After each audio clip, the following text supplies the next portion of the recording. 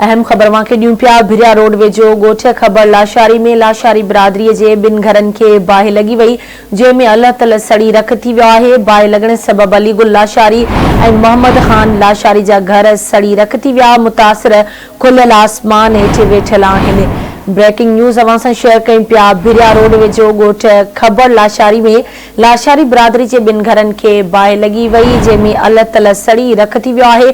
बाहि लॻण सबबि अलीगुल लाशारी मोहम्मद ख़ान लाशारी जा घर सड़ी रख थी विया। तफ़सील मालूम कंदासीं आवाज़ जो रिपोर्टर मजीद कीरियो खां। जी मजीद, कहिड़ा तफ़सील आहिनि बाहि वाक़े जा, आगाह कजो। जी बिल्कुल, भिरिया रोड भरसां ॻोठ ख़बर खान लाशारी में बाहि जी चुल्ह जी चिणक सबबि जेको आहे ॿिनि घरनि खे बाहि लॻी आहे, जंहिं सबबि घरनि में अल्लाह तला सड़ी रख थी वियो आहे। उन मोहम्मद ख़ान लाशारी ऐं अलीगुल लाशारी ॿुधायो त असांजे ॿिनि घरनि खे चुल्ह जी चिणक मां बाहि लॻी आहे, जंहिं सबबि हिकु न्याणीअ जो ॾाजो ऐं ₹1 लख असांजो कैश पियल हुयो, जेको पिणु सड़ी रख थी वियो आहे। ऐं ख़ुदा असां ग़रीब मिसकीन आहियूं, हर को करे पेट गुज़र कंदा आहियूं, असांजी वाह कई वञे। जी ठीकु आहे, मेहरबानी मजीद तफ़सील खां आगाह करण जे लाइ।